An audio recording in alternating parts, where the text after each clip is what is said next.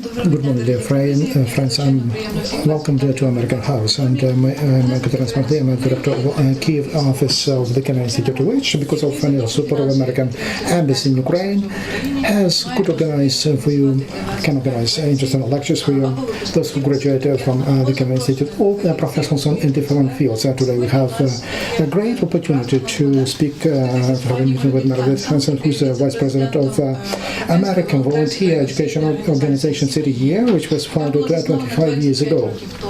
And because of political support of former President of the year, Bill Clinton, and it's got recognition, and now they function in 27 cities of the US and the UK and South Africa, and they improve opportunities, education opportunities for the poor kids. And please, Meredith, the floor is yours.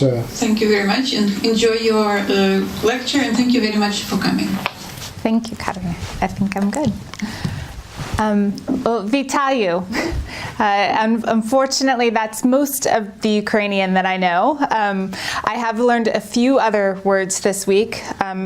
Moloko, I think for milk in my coffee, definitely an important one that I've learned. I want to thank the Kennan Institute and the U.S. Embassy for bringing me over to Ukraine to share and to learn with all of you this week, and to talk about the ideas of civic engagement and youth volunteerism, and to share with you a little bit about the work that we've done in the U.S. As you know, my name is Meredith Hansen. I am Vice President of Strategic Partnerships and Special Initiatives at City Year in the United States, and I'm excited to share with you a little bit more about the work that we do. So what is City Year?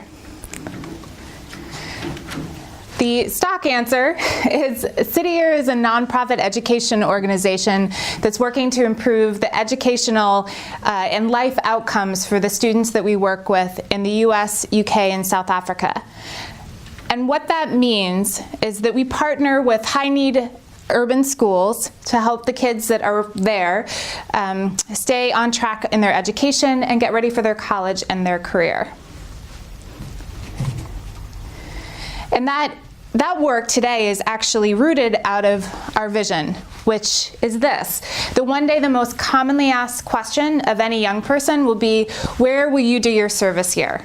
And that idea is that every young person should have a civic rite of passage, that it's part of a core experience that we all should share in giving back to your community. And in fact, that's where our name comes from, the idea that you should spend a year in your communities, in your city. You should have your city year.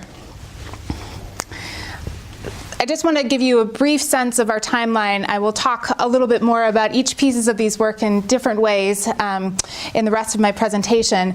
But we were founded in 1988 in Boston, again on this vision that every young person should have this opportunity to serve. Throughout the years, we've expanded to where we are today in 27 cities in the U.S. with a very big goal to continue to grow. We've been fueled by very important government funding, which I'll talk about in just a little bit. We've expanded internationally, both to South Africa and the United Kingdom. And over the years, we've really focused our service. When we first began, we actually did many different things. And now today, we're focused very much on education. So I want to talk a little bit more about how City Year actually works. So our program are these young people that are wearing these red jackets. They are the young people who are serving full-time. They are diverse. They're between the ages of 18 and 25. They serve full-time for 10 months. That equates to about 10,000 hours. And this idea of full-time service, many of us volunteer on the weekends or go out into our communities and help part-time in different ways. But in order for young people to really be able to dedicate a year of their life, we understand that they need to have support in order to be able to do that. So they receive, for their year of service, a small monthly stipend to help with their living expenses. They also receive health care insurance, which is very important in the United States. A upon the completion of their year of service, they receive an education award, which is about $5,600 now, which they can put towards their ongoing education or to paying back their student loans. And they also get a uniform and other things that help support them throughout their year. So this helps make it possible for them to do the work that they do throughout the year. Our core members, the young people who are serving, they work in teams and they work in our schools in the US. And how it works is there's usually about 8 to 12 that work full-time in the schools 4 days a week. And then they work in close partnership with a full-time city or staff member that works very closely with our schools. So there's one team usually per one school. In some communities that we serve, the schools are very large and we may have more teams, but generally it's one team and one staff member per school.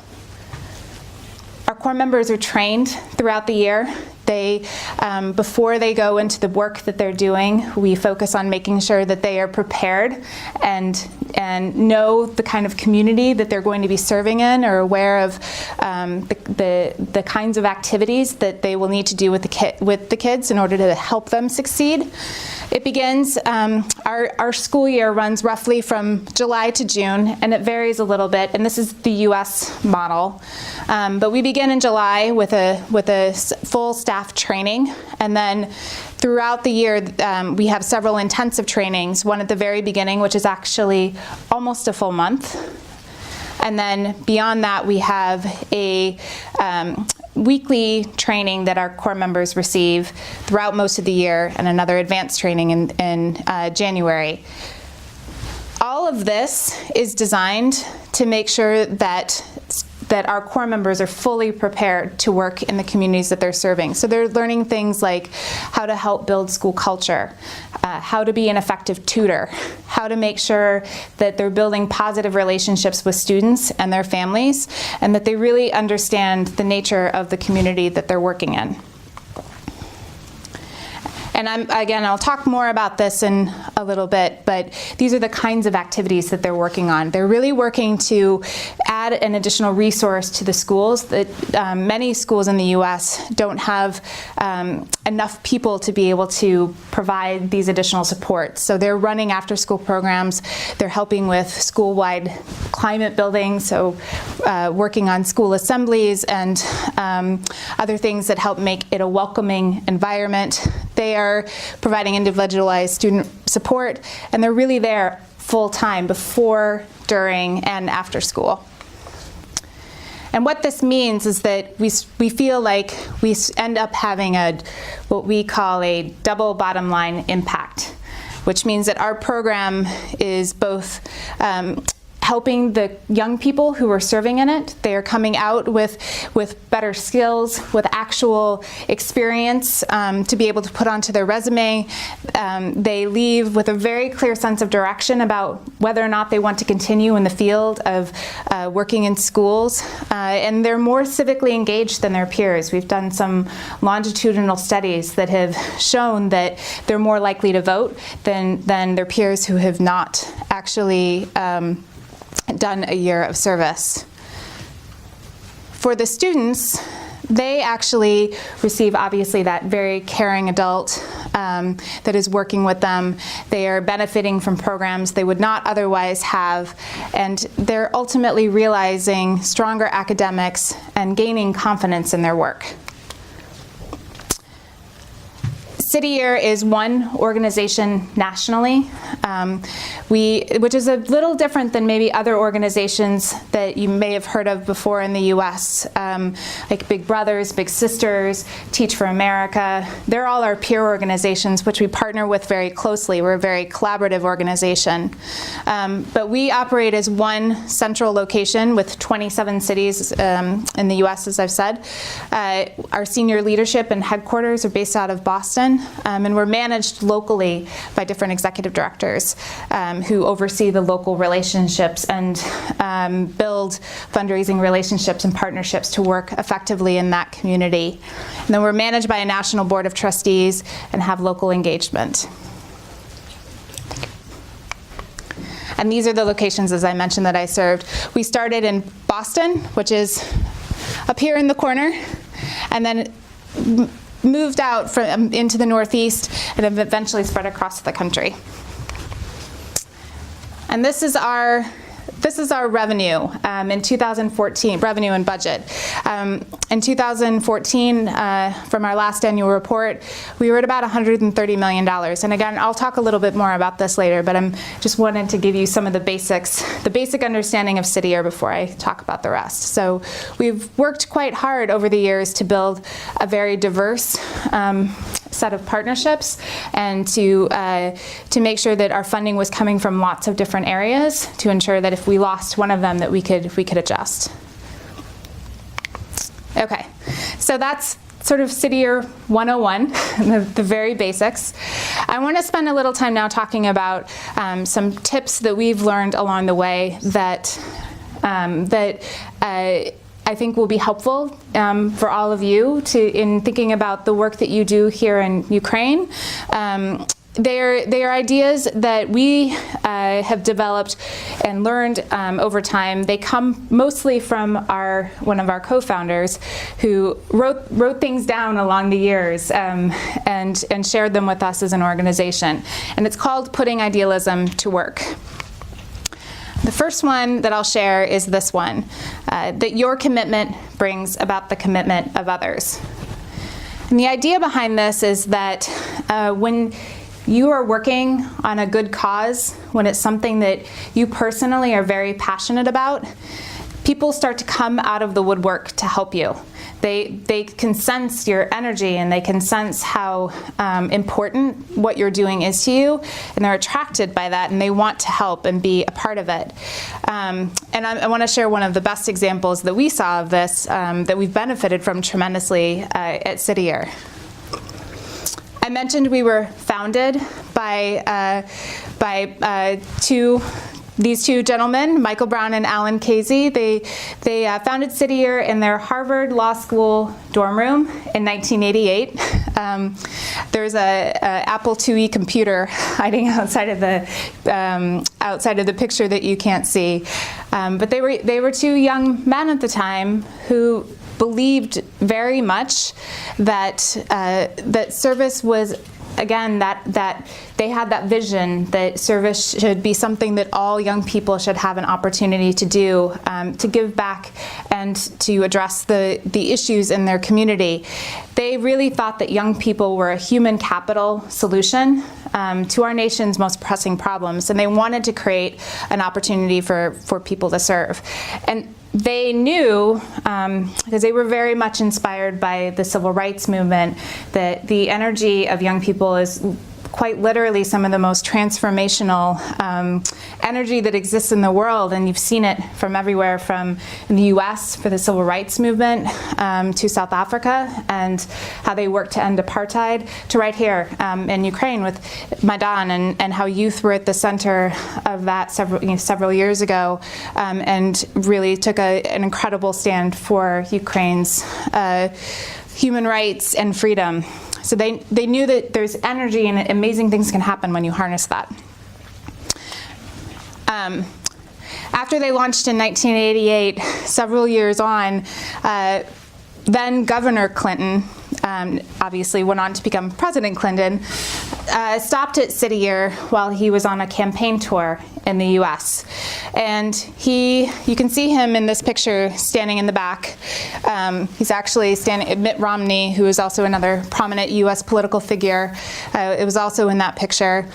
But they're listening to two of our core members in the front talk about their work. Governor Clinton then spent quite a bit of time with us that day. At the end of the conversation, the young man sitting in the front wearing the black sweatshirt, his name is Stephen. And Stephen and Governor Clinton had a conversation, and he said, "What can I do to help you?" And Stephen said to him, "Please give us more opportunities to serve, and don't forget us." And Stephen then took off his sweatshirt and he gave it to Governor Clinton. Right after he was elected, he was out running one day, and he was on television, and he was wearing Stephen's sweatshirt. And our co-founders saw it, and they called each other, and they sort of said, "This changes everything." And they were right, because what had happened at that visit was President Clinton was inspired about this idea that City Year had. And he said, he's often credited with saying, "When I went to City Year, the lights came on, and I knew that this is what I wanted to do." And he created AmeriCorps, which is government funding for young people to be able to serve in programs like City Year. Since then Governor Clinton and now President Clinton helped to found AmeriCorps in 1994, it's a competitive grant program. So you have to apply year after year and demonstrate that you're having an impact in your community with the funds that you receive. He's enabled more than 900,000 young people to be able to serve, and those young people have given back over 1 billion hours of service in the U.S., which is really extraordinary. And every year we have about 75,000 young people across the United States that are serving, and City Year has about 3,000 of them. So we're very, very blessed that we were able to inspire the commitment of President Clinton based on the incredible energy of the young people that he met that day. President Clinton, if you know American politics well, you know that he is a Democrat, but City Year has always believed that the idea of young people giving back is, we like to refer to it as sort of pre-political, that it's not bound to any ideology, that everyone can and should support it. And we have worked hard, obviously, because of the nature of the way that American funding works. We have always worked hard to make sure that no matter which party was in charge, that they all supported young people in service. And so we work hard to educate and inspire all of our leaders. And you can see, the past 4 U.S. presidents have all had an opportunity to meet City Year or work with us in various capacities. And we're very proud of our work on this. All right, our next tip. Success means being deliberate, programmatic, and accountable. And at City Year, we believe this is our best recipe for success. Only by being deliberate, programmatic, and accountable can we, or any organization really, achieve what's most important to us. And what we mean by that is, or deliberate to us means being doing things on purpose and with purpose. Being programmatic means thinking through all of the steps, making sure that what you're doing has a meaning to it and is structured properly. And being accountable means thinking about how you are measuring the results of the work that you're doing, that you're able to actually demonstrate that you are actually doing what you intended to do. So one way that we have been very deliberate is in thinking about our diversity of our core, especially in the U.S., where many young people still live in very segregated communities, especially in our high-needs schools or in our urban communities. We believe that it is important to demonstrate that service can be a common ground to break down social barriers and bring people together. And that's part of the reason why our core members wear uniforms. It serves another purpose as well, which you'll see shortly, but it's to help create a shared experience between them. And City Year is a very cultural organization, and that's, again, to sort of create that shared bond. But we also believe that we are stronger as an organization by working with people that are different than us and understanding different perspectives, and that enriches our work immensely. Our core members are more than 60% young people of color. About a third are serving in their home cities. Many more will go to other cities that they have connections to. Most of them are college graduates, although we still have a number of young people that will serve at younger ages. The average age of our Corps member is about 23 years old, but we certainly have 17 and 18-year-olds that serve as well, and a lot of them want to go on to work in schools.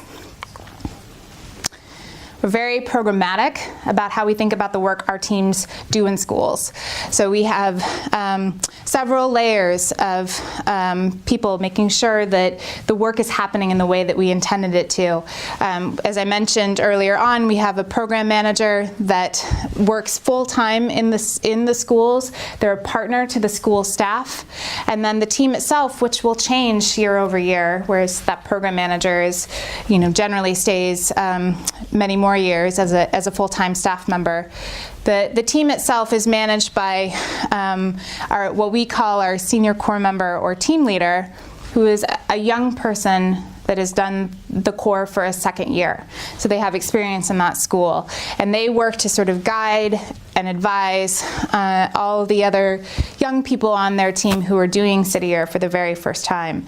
And this helps to ensure that our Corps member teams, though they may be trained, are not going into these schools without any structure. Because we can't be effective if our teams don't know what they should be doing and they're not doing it in partnership with the school. So this is the way that we have thought about setting up our program to make sure that we're delivering those kind of results. And then we're also making sure that we're being accountable in our measurement. We collect the results, and for us the results means the progress that our students are making in their academics and in some of the other areas that they may be struggling. We work with somebody at our national headquarters to make sure that they're thinking about what data they need to be looking for, and they work directly with the staff and the senior team leader in the program, working in the school to make sure that they're collecting all the right information. So this again is just, one lesson we have learned over the years is that we need that data to be able to guide us and make sure that we're doing the work that we need to do. And this is the way that we have made that possible. All right, the next tip. Seek clarity in thinking and have the courage to go where that clarity leads. The work that City Year does is it's often very difficult, and I say City Year specifically because obviously the education challenge is hard, but all of our work is difficult, and we can struggle with it. And when you're wrestling with a problem and you either feel the solution is just you can't find it, or if you do know what you need to do, but it feels challenging, you may have to do some very hard thinking. And in that hard thinking, often you have a moment where you sort of say, aha, I have some clarity on this. But then you have to have the courage to follow that sense of clarity. And City Year had to have that moment of clarity about 10 years ago. When we were originally founded, we did a lot of things in our community. Our Corps members were not only working with students, we were also working in community gardens, and we were working with homeless shelters. Michael, our co-founder, often says we were sort of like the yeast that helped everyone else's bread rise, because we were the people power that made things happen. But about 10 years ago, there was a very troubling report that came out on American education. And at the time, actually, the stat was worse. It was over 1 million students were leaving U.S. education each year. They were dropping out, which was incredibly troubling because obviously those students' life chances looked much worse without their education. But what the information also showed us was that the problem was highly concentrated. About 50% of those now 760,000 students that leave school each year come from just 12% of the U.S. schools. And most of those schools are in highly concentrated, or are in urban areas where poverty is highly concentrated. So it was really, while it was not good news in the overall statistics, it did mean that the problem was concentrated in a way that we could think about organizing ourselves to try and address it. The other thing that this study showed was that, as Dr. Bob Balfance, who actually was part of the team at Johns Hopkins University that did all of this research, what he said was, what we realized was that these kids were all but waving their hands and saying, I need help, because they had some very clear markers that they were in trouble academically. And we call them the ABCs. It's attendance is they are not showing up at school. That's one of the indicators. If they're acting out in class or having disruptive behavior, that's another indicator. Or if they're failing they have course failure in math or English, that's the last indicator. And what the study showed is if a student in 6th grade had any one of these indicators, they had less than a 25% chance of actually graduating from high school. So it meant that they were falling off track in their academics early on, and they just couldn't get back on track. They couldn't recover without additional support. So City Year, which had sort of been doing lots of different things, and also had realized that while we were having trouble quantifying and go in discussions with our partners and donors, we were really struggling to sort of measure our impact in a way that was really compelling. And a lot of people sort of said, we think City Year is doing good things. It's great to have young people out serving in the communities that you are, but what are you really changing? What are you really moving the needle on? When this research came out, we had also started to realize that there was something very magical about the work that we were doing with students. Because of the age of our core members, they were able to have a different kind of relationship than many of the other people, the other adults in their life. It was sort of a big brother, big sister type relationship. They could be a very positive influence because they were near peer. They were, again, sort of had that influence. So guided by the data that we suddenly had, understanding the schools that we needed to be serving in, and also knowing that we had this unique asset in the young people that we worked with, it was sort of our moment of clarity that we knew that what we needed to do as an organization is basically reorganize our entire organization to be 100% laser focused on the education challenge and using our young people to help address what we call the achievement gap, which is making sure that those kids that are falling off track have the additional support that they need. So to show you what that looks like, normally when we do presentations, we always bring a core member with us. Unfortunately, I wasn't able to bring a core member with me to Ukraine as much as I would have loved to, so instead I'm going to show a brief video that will give you a sense of what their work looks like in schools. That worked. This was the year. The one where you learned what an A feels like. The one where you found the courage to speak up.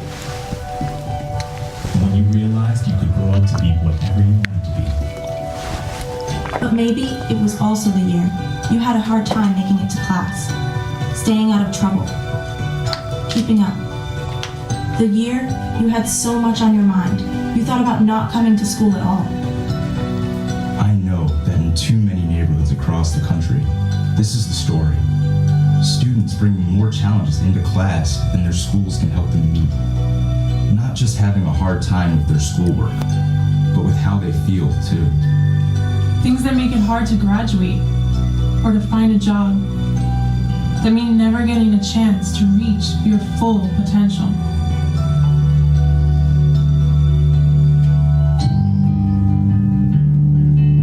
That's why when school starts this year, I'll be there.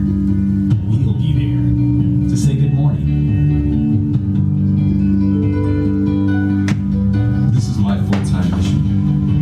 sun rises until it sets, to make sure that my students and their whole school are on the path to success.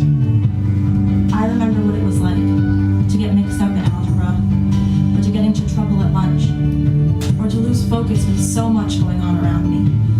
So I'll work with your teachers and your principal to make sure you get help when you need it. To be there to help explain exponents. To teach you some ways to calm down. To make school a place you want to be. Every time you see a red jacket in the hall, you'll see someone to confide in. Someone to look up to. Someone who's giving a year of service to be part of something big. But most importantly, you'll see Mr. Rodriguez. Miss Bennett, Mr. James. we're here to make this the year you finished your first chapter book. The year you had perfect attendance. The year you realize it's okay to love math. I'm here to make this the year you start believing you can be whatever it is you want to be.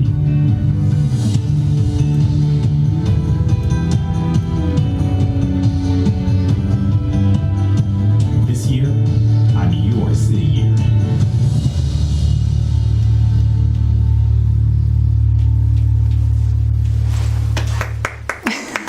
Thank you. Oh, did it work? Oh, I'm skipping back and forth. Sorry. Yeah, it's so as you had a chance to see, they're extraordinary young people, and they are working in schools in many different communities all across the U.S. And you saw some of what they're doing in the video, but I wanted to just give a little more specifics on some of the key elements that they're really doing as part of their day. The first one, it was develop and run attendance initiatives. And part of what they're doing is they actually will work with the school to do greeting and greet kids as they're coming into school. And it's partially to make sure that students feel welcome when they arrive and they are excited about being at school, especially in the middle school grades that we work with, secondary schools. The 10, 11, 12-year-olds sometimes don't want to be greeted, but even so, they still have a chance to make sure that they are starting their day with a smile, which can really help their mindset. But our core members are also seeing who's not coming. And then they're calling home and they're finding out, what's going on and why they're not there, and trying to find a way to get them to come back. They do one-on-one tutoring, and these are in class. They'll work with the teacher on a specific list that the administration has given them. The school administration has identified the kids that need additional help and support, and they'll usually do this in the classroom, so the teacher can continue with her lesson with the students that don't need additional support and not have the level of disruption that she might have otherwise. They run after-school programs. So this is, skipping ahead. Part of what they are able to do in these after-school programs is to provide some additional opportunities for play, and to give them time to work on their homework and to give them some structure that complements what they've been learning throughout the day, but also gives them time to be kids.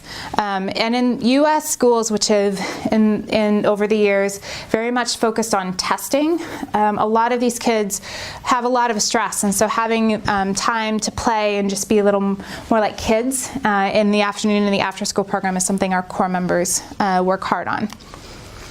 And then they're also working to record data throughout the day. They're monitoring students' progress, particularly the ones that they're really focused on. There's a short list of kids that they're really closely working with. They also support community and family engagement. They do things like run parents' nights and student fairs and assemblies that many schools would not be able to do otherwise. They are working on making that school feel like a welcoming place not only to the students but to the entire community. And what we are trying to do through all of this work is to ultimately build a pipeline for these kids. To have City Year in their school year after year, especially through those critical transition years where they can really easily start to fall off track again. So we work in elementary, middle, and high schools to help make sure that there's that consistency of additional supports. And we work very closely with our school districts to be able to understand the best schools for City Year to be serving in each community that we work. And obviously, we measure, as I've said often, we make sure that we're measuring our work. But we've seen positive results for a long time in our local communities. But several years ago, we commissioned a national study to understand what sort of impact we were truly having in comparison to City Year schools, or in comparison to schools where City Year was not serving. And what that survey found was that City Year schools were 2 times more likely to improve proficiency rates in English language arts than the schools that didn't have City Year.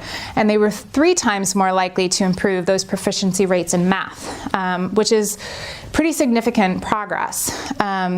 They also, students gained back almost 1 full month of learning, which is also pretty amazing. So it speaks to what's possible when you give young people the tools that they need to help these kids, and they can leverage the incredible relationship that they're sort of uniquely able to build with them. All right, our next tip. Build every relationship with communication, involvement, and appreciation. And this really speaks most significantly, to our relationships that we build in every capacity. I'll speak to it specifically connected to our fundraising work, but we like to think of ourselves as a bit of a needle, with the core and the staff that work in our communities as sort of the thread. And we're weaving together this fabric of a community to help make change. And that includes nonprofits, businesses, policymakers, our government officials, as I shared before. And by doing this, we can build our stronger relationships and continue those relationships for many, many years. Those are built on these three factors. As I mentioned before, our revenue, we have quite a lot of money to raise each year. It's actually a little bit higher now. I think we're closer to 150 million. And we've worked very hard to build each one of these segments over time. AmeriCorps funding, obviously, had now become a very significant portion of our work. But City Year's fundraising strategy was really originally built on our corporate partnerships. These are now our national partnerships that we've worked to build over the years, and I'm going to talk about one of them more specifically, who actually is no longer a national partner. But some of these companies, which are very recognizable in the US, probably some internationally as well, have been with us for more than 25 years. Bank of America, who's one of our national partners, was one of our very first sponsors when they were originally Bank of Boston in the US. And we've done this by using that communication and that sort of engaging with them and making sure that we're appreciating them, as well as building very unique, individualized relationships. One of the things that we seek to do is to really understand what a company is looking for in building that relationship, what's going to best meet their needs as an organization to address whatever they may be looking to through their philanthropic support, and build a program really around that. We have, as part of the overall management of all of our relationships, not just our corporate relationships, one person that is always in charge of making sure that that relationship is being well taken care of. Our senior team is engaged in making sure that they are working regularly with those companies and having touch points. So our CEO will go speak with their CEO. In addition to our team that they may be working with, will go and visit these various companies so that they can really have a personalized experience and understand really intimately the work that we're doing. And the reason that we do this is largely built off of what we learned from one of our first really significant national partnerships with Timberland. And there's actually a great Harvard business case that was done on city year in Timberland. I encourage you all to go find it and read it if you want to know more about this. But Timberland and City Year's relationship began not long after we were founded. We actually had a very practical reason for reaching out to them, which was we needed boots to put on our Corps members to be able to go out and do the work they were doing in communities. So we sent them a letter and said, will you donate boots? And we got a box of boots. And so the next year we needed more boots.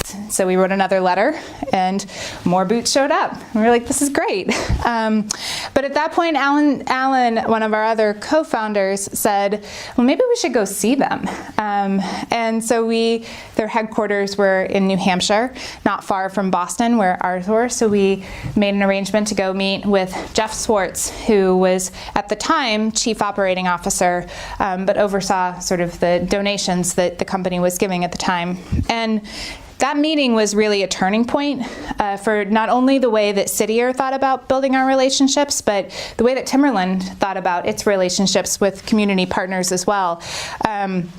What ultimately came out of it was Jeff and Alan and Michael and the rest of our senior team really realized that despite the fact that Timberland was working to produce a product, to put boots on people's feet and other products, they cared very passionately about their products making the world better, which aligned very closely to City Year's mission of giving young people that chance to go make the world better. So they saw our partnership as a means of equipping these young people to go out and what they needed to do. And so they ultimately became our first national uniform provider. They actually moved beyond just giving us boots to donating in kind every last piece of the City Year uniform, the khaki pants, the red jacket that is so signature to our brand today. They donated it to us totally in kind.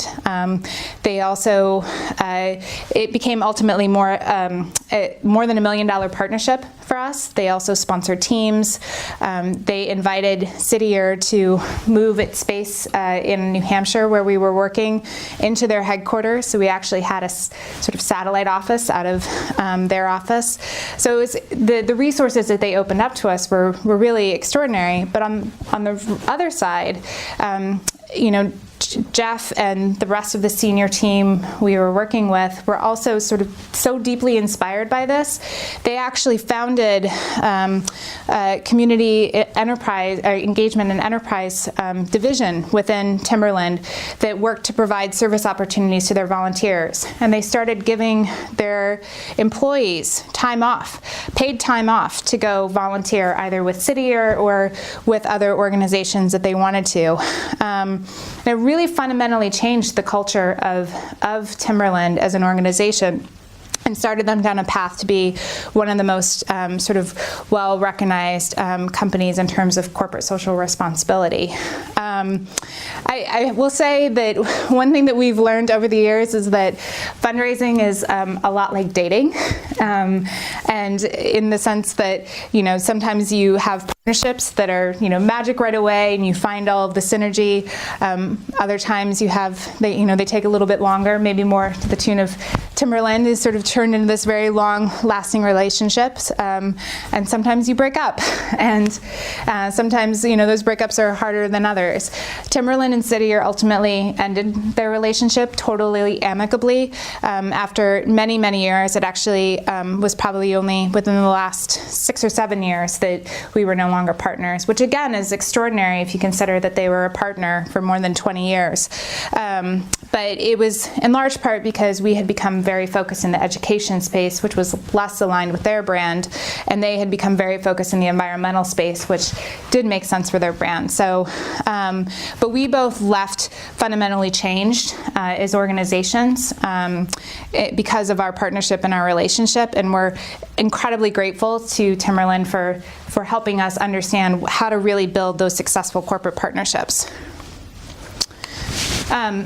This will not necessarily be relevant here in the Ukraine in terms of the other. You may remember from the chart, there is about 20% of our budget comes now from our school partners. I certainly understand within the context of the work here in Ukraine, there may not be money from schools to be able to support programs in the way that some of our schools are able to in the U.S. But I share this because when we first started working, not just in schools, but as an organization working to place our core members, we used to put core members in places for free. We wouldn't ask our service partner organizations to pay anything for the services that our core members were providing. And what we realized over time is that people appreciate things that are free, but they won't ever tell you if it's working or not. They don't actually have that much investment it's sort of a nice thing to have. And so when we started asking our service partners and our school partners to invest in us in the same way that we were investing in them, it fundamentally transformed the way that we were able to work with each other, because they suddenly, as an investor in us, they wanted to be able to tell us what was working and what was not working, which meant that we were better able to serve kids. So I share this more to say that it was an important lesson that we had to learn, that you need to ask people to be part of the work that you're doing and invest in it in whatever way they can. And some of our schools are able to have larger pots of money that they're able to pull from. Some of them are smaller, but increasingly the schools that we work in also are paying to have our core members there. The other thing that we are working very hard to do, and using that sort of communication and involvement and appreciation, as I mentioned before, with our elected officials, because AmeriCorps funding, which I shared before, is about $25 million that we get each year from this government grant, is constantly at risk of being defunded. Particularly if you follow US politics, you know that we've had some very volatile years in terms of the back and forth between our two primary parties. And while everyone sort of fundamentally understands that it's a good idea to be able to put young people in service, they don't necessarily understand the incredible return that you actually get on investing in these young people. And in fact, there's been studies done recently that show that for every dollar that is invested in national service, there's a $3.65 return on that dollar through improved economic outcomes of the young people who serve, as well as sort of reduced social needs and social supports that you would have to provide for someone that needed them. But still, when budgets get cut, service is often right at the top to be cut. So we've worked very closely with a lot of other partner organizations and coalitions to help make sure that our educators, our elected officials know exactly what we're doing in schools and in programs all across the U.S. that use the AmeriCorps funding. Okay, next tip, and close to the last tip, and then we'll open it up for questions, is systematically inspire. And one of what we feel is one of our major responsibilities as leaders is to literally breathe life into the things that we're doing. When you inspire one person to take action, you end up doubling your impact. And if they go on to inspire another person, then you've tripled your impact. And it's really how we can continue to light sort of the idealism in other people is to share with them our work and have them then carry it forward. There's a philosopher in the U.S. His name is William James, and he said it's only a question of blowing on the spark until the whole population gets incandescent. And a small spark can light up the entire world. For us, our first spark of moving beyond the U.S. Was when we launched in South Africa in 2005. And this came about, again, in large part because of a relationship with President Clinton, who, after President Mandela came to power after the end of apartheid, invited President Clinton to a conference on civil society in 2002. And President Clinton brought City Year as part of his delegation to that conference to share, again, this idea that service could be a common ground to reunite people and break down social barriers. And President Mandela was quite impressed with the idea of City Year and asked us to think about bringing City Year to South Africa. And we, after a number of years of working to understand what that meant, quite honestly, we were not, at the time, we hadn't prepared to be an international organization or certainly go to South Africa and work on the other side of the world, but it was an opportunity that we couldn't pass up. So we founded in 2005 with our founding core there and have been there ever since. And we actually just celebrated our 10th anniversary this year. We have a new executive director who's been in the role for the last few years, who's actually an alumni of the original core, and has been doing extraordinary work in really building that team. And I will say our work in South Africa has been difficult. South Africa is a very challenging place to work, but our core is a unique opportunity for young South Africans to help build their democracy, and they see City Year as a very tangible and a fantastic opportunity for them to build their leadership skills that ultimately help them be better employed in South Africa. And youth unemployment in South Africa is a particular issue. So this is a really important opportunity for young South Africans to be better prepared to enter the workforce. Then in 2010, we had a group from the Private Equity Foundation in the UK, or actually it was a little before 2010, it was in 2008, came and visited the US, and were very interested in our education model because there had been quite a bit of information that had come out about the challenge of, again, youth unemployment in the UK and sort of what was causing some of that. And they saw City Year as a potential solution to some of the challenges they were facing in the UK. So after several years of, again, working with them to understand what it might look like in the United Kingdom, we launched in London in 2010. And I will say one lesson that we learned was when we founded in South Africa, we actually took US staff, and US staff launched the program, and eventually South Africans then took over.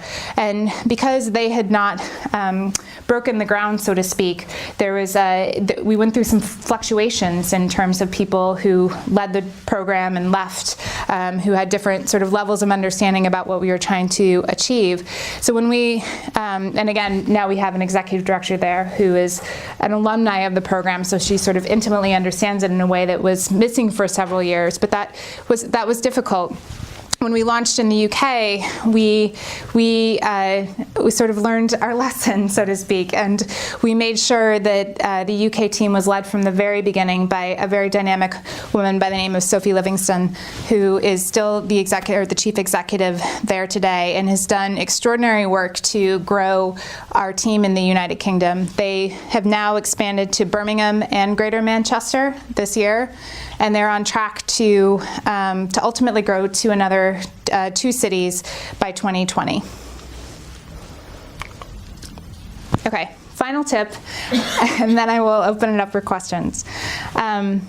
This is maybe my favorite one. It sort of gets used a lot at City Year, particularly in moments when it's challenging, but it's simple. This is hard, be strong. And what this is designed to speak to is the fact that all of the work that we do can be very taxing and it can feel very overwhelming. And this is, I think, true for anyone who is working in the nonprofit sector or in work to try and make the world a better place.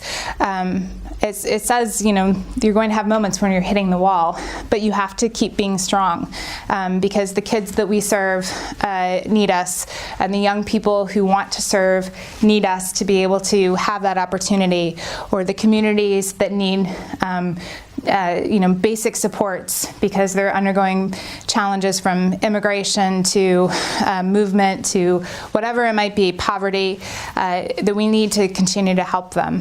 And there is this also sort of speaks to a relatively famous story that some of you may have heard before, but is another story that we use a lot in our culture at City Year, which is called the starfish story, which it goes something like this, that there was a little girl who was walking down the beach after a bad storm, and there were hundreds of thousands of starfish that had washed up on shore. And she was walking down the beach and she was picking the starfish up and one by one throwing them back into the ocean. And there was a man who came down behind her and saw what she was doing and said, "Little girl, what are you doing? You can't make a difference. You can't help all of these starfish. This is pointless." And she picked another one up and she threw it back into the ocean, and she said, "Well, I've made a difference to that one." And I think this sort of gets at that idea that even though we may not be able to help all that we wish that we could, that we are making difference to the people that we're able to reach, and that we have to be strong to continue to reach as many more as we can. And I'll just leave with my this thought and my favorite quote from Nelson Mandela, although I have many, that education is the most powerful weapon with which we can change the world. And I think at City Year and for my colleagues, and for, I will say, from many of you that I've met this week in both in Kiev, and I was in Lviv right before I came here, I've met many people who I know are also working to do this here. And I think education and inspiring young people to be part of the country that they want is why we do the work that we do. So with that, I will end and say thank you so much for your time and your attention, and I'm happy to take any questions you might have about City Year or anything else. Thank you. I left my microphone.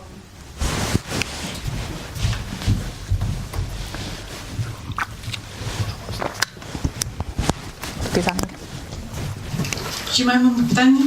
Я хотіла знати, як я можу дістати цей червоний піджак. Ні, я жартую. No, I was joking. I said, how can I get the red jacket? No, but I wanted to ask, you mentioned about dropout ages. Or, you said at the 6th grade there are signs.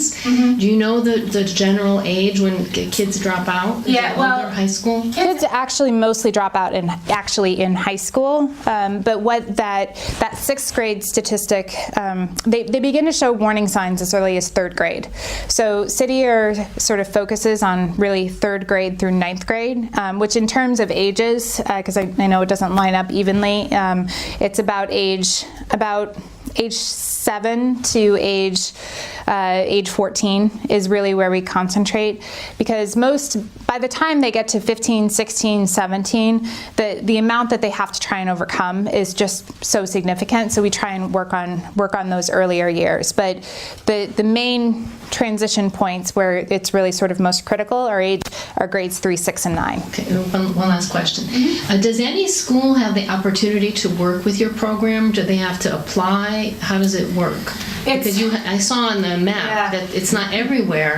And is it a limit? Is it based on the funding? How does it work? It's a multi-layered question, and I didn't include a lot about how we think about our work in schools because it is pretty specific to the U.S. But it's a combination of district partnerships with our superintendents, who will say, these are the schools that we know we have the highest concentration of kids that are struggling. So City Year, we'd like you to serve in those schools.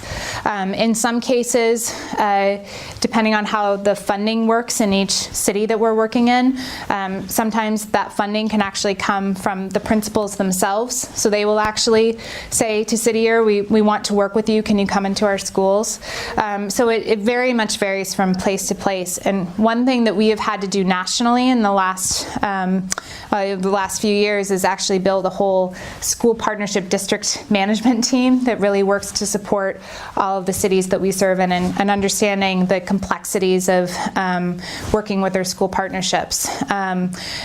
Sort of nationally, bigger picture, we are guided again by the data that shows where the highest concentration of kids are dropping out. So when we think about growth in the U.S., and we actually have a big domestic goal, we want to ultimately be able to serve in 40 cities by 2023.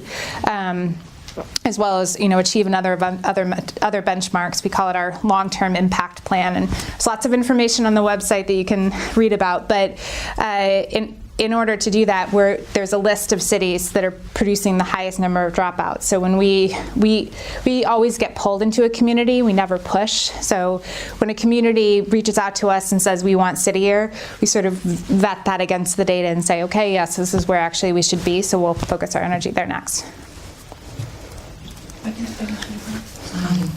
I'm sorry we didn't meet today because we had a commission extended hours. No worries. So yeah, I'm so sorry, but you will visit the pedagogical university.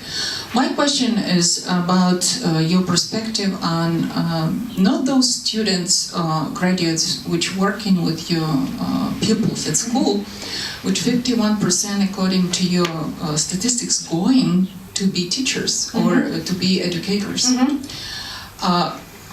If you ever thought about partnership with the colleges and universities which are training teachers for schools, because it looks like not only because of American way of sponsoring school, because it's a neighborhood issue. If you pay for school tax and you do not produce enough income, you would have problems with quality of teaching at the school. So for America, it's very unique problem, I would say. That's why you need to come and help. Yeah.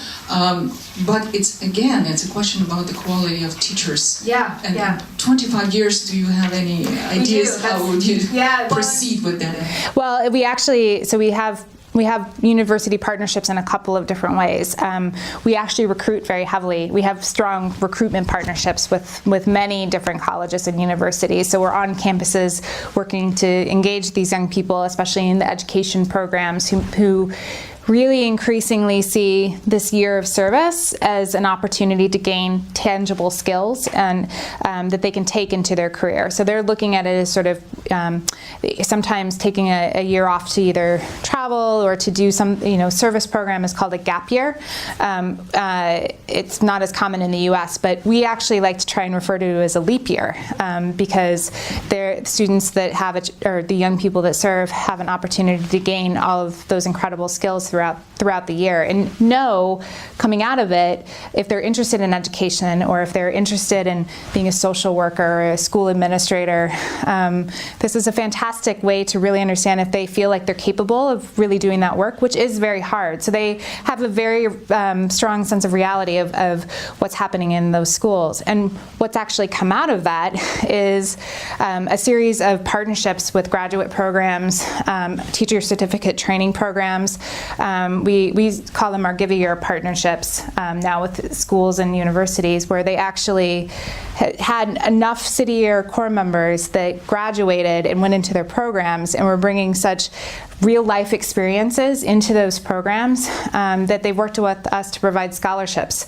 So when you're in another incentive is that when you graduate from the program, you're automatically eligible for scholarships from a range of university partners and programs to be able to continue on in your education degree. So there are lots of other ways that we're still continuing to think about how we better work with our partners, but we definitely feel like part of our mission now is to help build that teacher pipeline, especially as the U.S.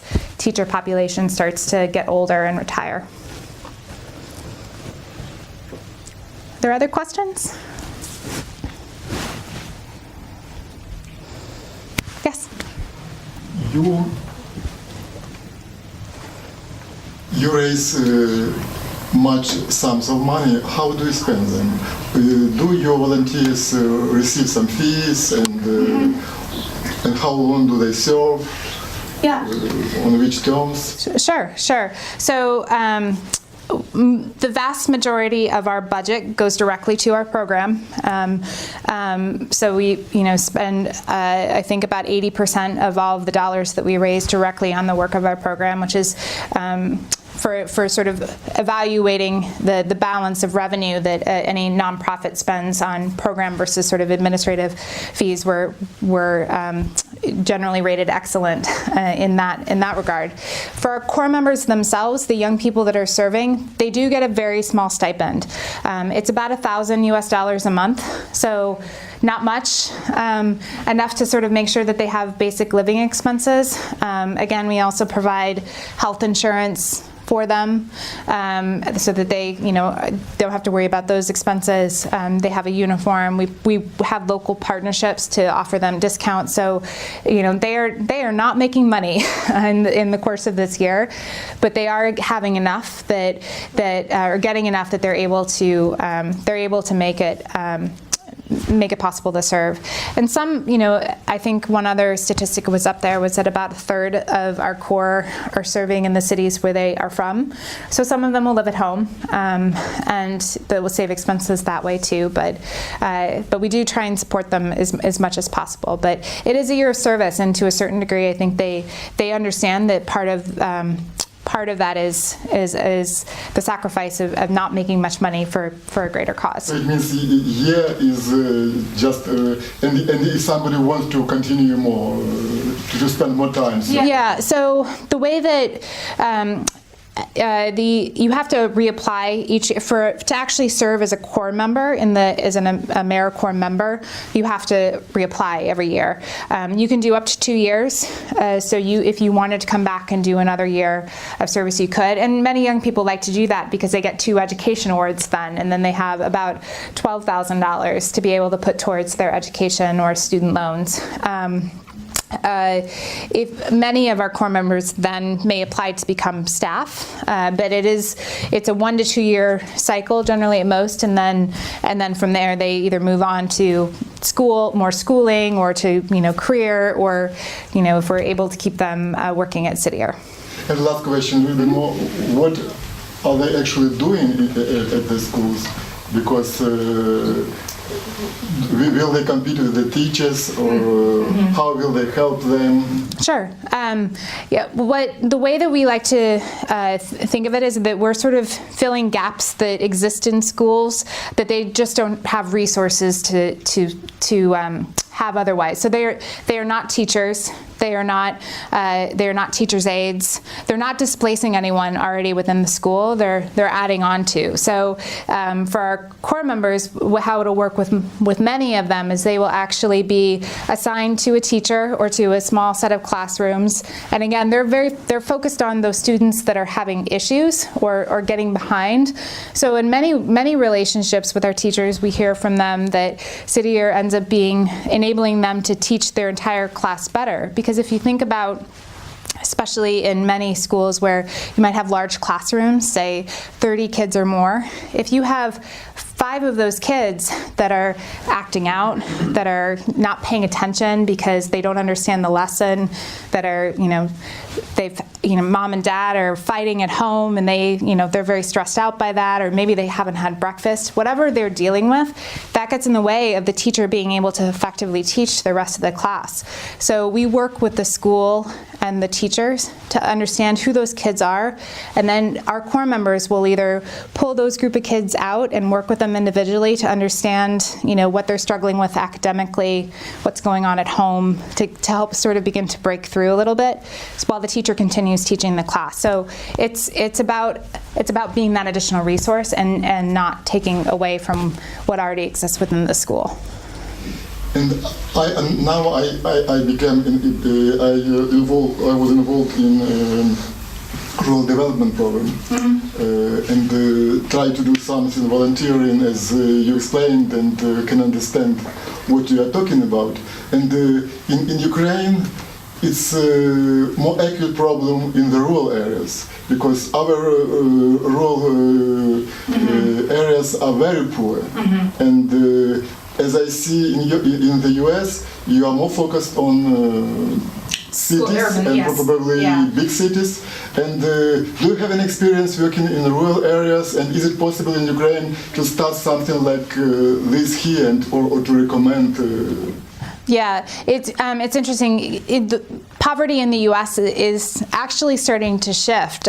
Cities are sort of undergoing a resurgence of young people that want to live in urban communities, and so some of the poverty is actually starting to be pushed out more into the rural areas. And so we often get questions of, will you serve in smaller communities or will you go elsewhere? And for us at the moment, it's very much about sort of the economies of scale that we realize, and in being in cities, and also the again, because our core members are on such limited resources, we need to be able to effectively be able to transport them to schools and so on and so forth. So we don't serve outside of urban communities currently. But that said, there are many other AmeriCorps funded or service programs that do work in rural communities, and will place volunteers in smaller communities. So I think the idea of recruiting young people to serve is possible in lots of different ways. And while Cityr is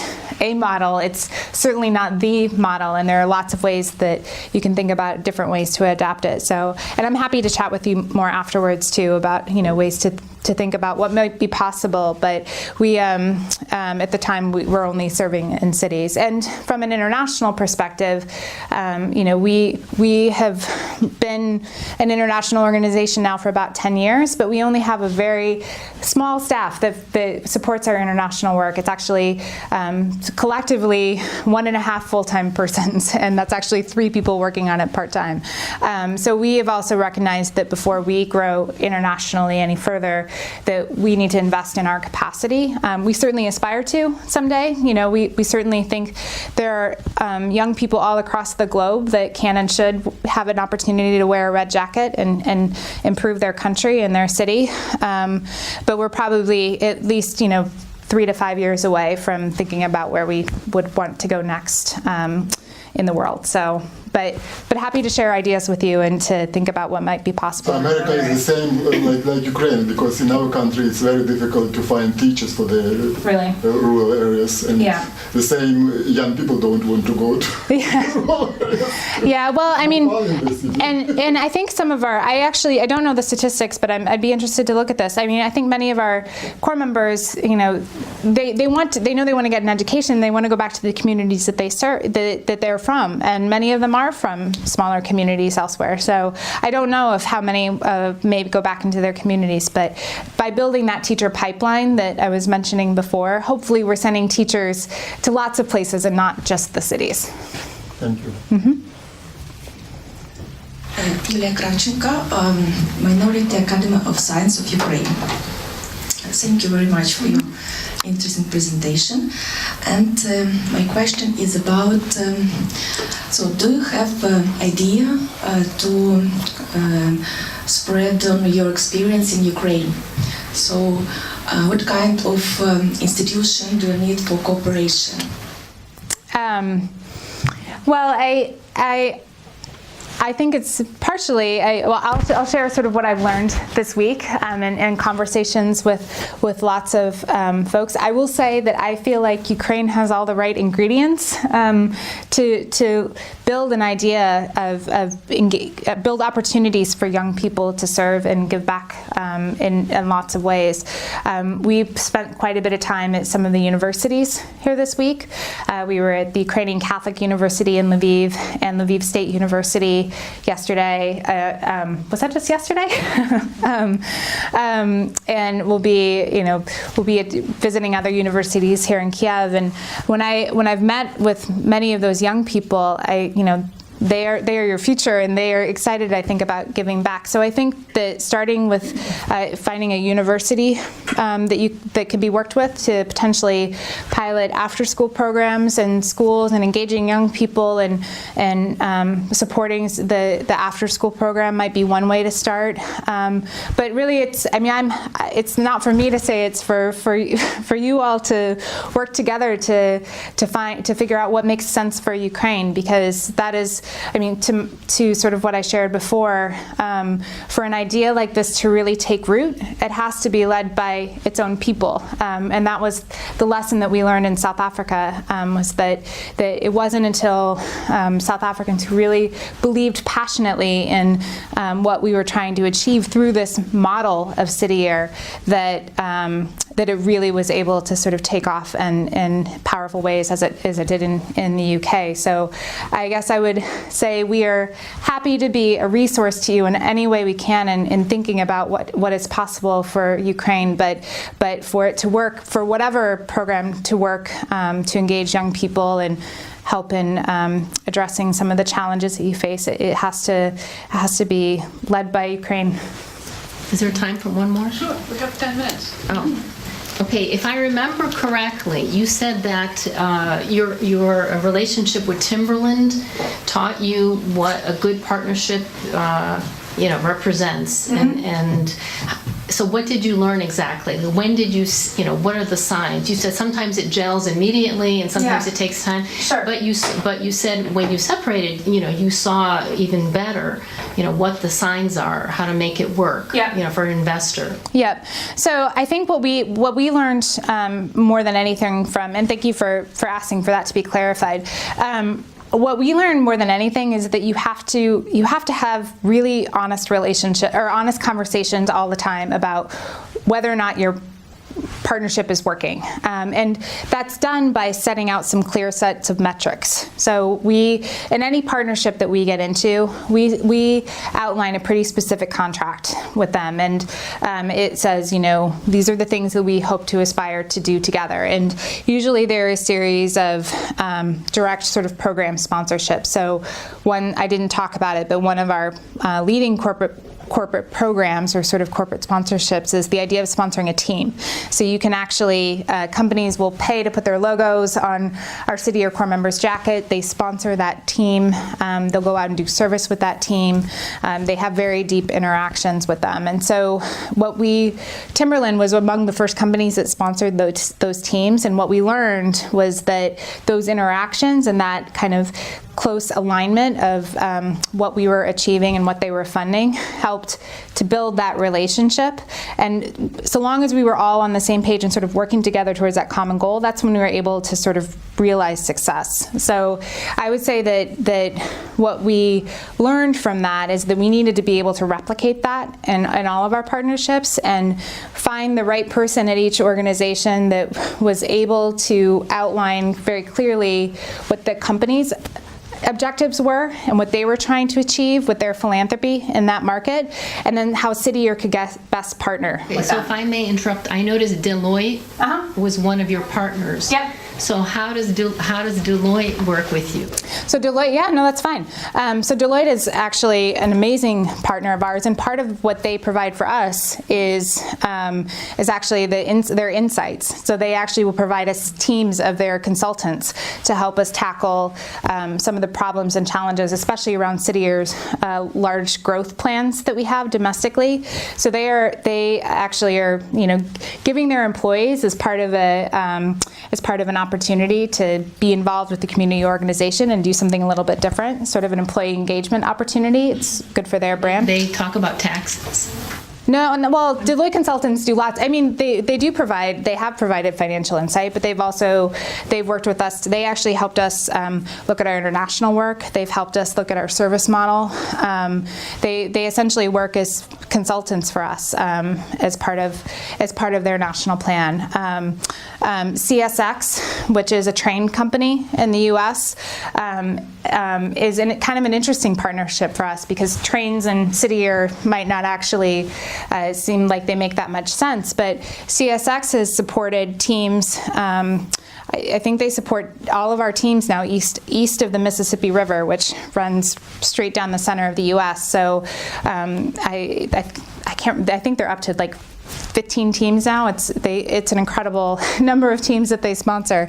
But they actually see City Year as CSX's core sort of philanthropy is to help make communities safer. And they see City Year as helping to make those communities safer. So by investing in a team that is ultimately improving the communities where their trains run, they sort of see that connection as sort of helping build that brand. So, I mean, we try and find those connections that are achieving the goals of what the company wants and also is helping to improve our program and advance our work, which is hard work. And it's, it's ongoing. It certainly shifts over the years. It's, in the case of Timberland, it is our sort of mission in vision changed slightly to be more education focused. They went a different direction and we've moved on, and that's happened with a number of partners. But then you find new ones. So. Well, with your permission, yes. I would say a few my own summary yes, of what my takeaways from Meredith's lecture. I believe that after Euromaidan, we still have this huge potential of young people volunteering for their country. What is lacking is an institution that will help all those kids, apply their skills and knowledge and connect with the schools which might be interested in taking them as volunteers and supporters of school teachers, providers of social assistance, and even providers of peer-to-peer advice to young people. So the initiative like City Year can in fact take root in Ukraine, maybe not at the first year at the large national scale, but as a pilot program in one of the cities which may be interested in picking it up.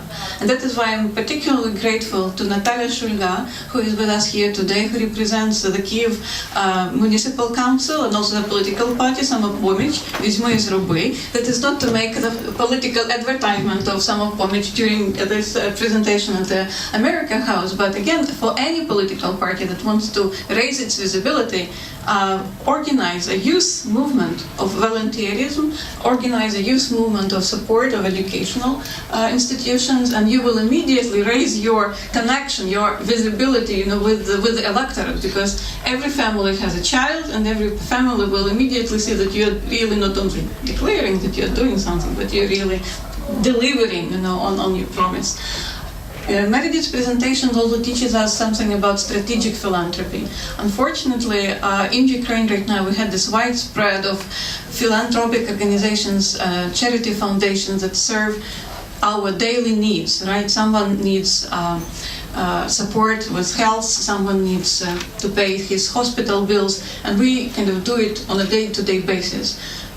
City Year is about longer-term vision, philanthropy that invests in the future, and that is the biggest probably challenge that Ukraine currently has, and which we will discuss tomorrow. Maybe some of you will be interested in attending the 8th annual international conference, which is organized by the Ukrainian Philanthropist Forum, where Meredith will also make a presentation of City Year's great work. And finally, her presentation teaches us that government alone cannot resolve educational and social problems of our country. They have to be picked up by businesses, by big corporations who are in private-public partnership with the state, would support some of the initiatives which these young people can do. And again, coming back to your question, this huge possibility to improve the quality of teachers in the country, because if 51% upon completion of this volunteerism year make a conscious decision that they want to be teachers, the chances that upon graduation from pedagogical universities they will work for half a year in school and then say, I had enough, thank you very much, and just keep the diploma which they received from public funds, because mostly our students at pedagogical universities, they study free of charge. And again, this is a huge loss that our government and our country currently has, because maybe 50% of college graduates of pedagogical colleges never work in schools. So there are a number of ways through which we can improve our own society, our educational model, based on the marvelous example that has been presented to us today by Meredith. Thank you very much, Meredith, for taking time of your busy schedule and coming to Ukraine. This is really a great investment, your personal philanthropic investment into our future. Thank you so much for having me. It's been, I think I'm still my turn. I'm sorry. It has been an extraordinary week. I also, I've shared this with some of you, but this has also been a personal journey for me as well, because my family is from Ukraine.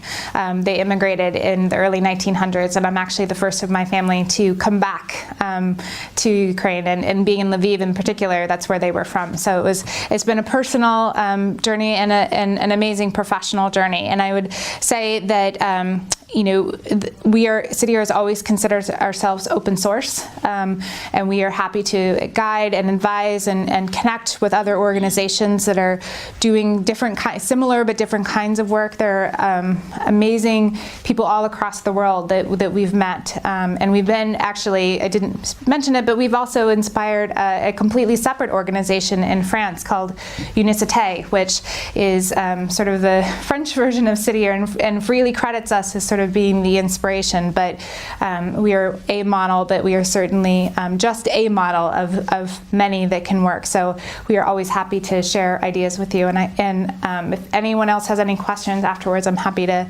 talk more or follow up later. And thank you again for hosting me here and being such a gracious and engaged audience. It's been a wonderful experience.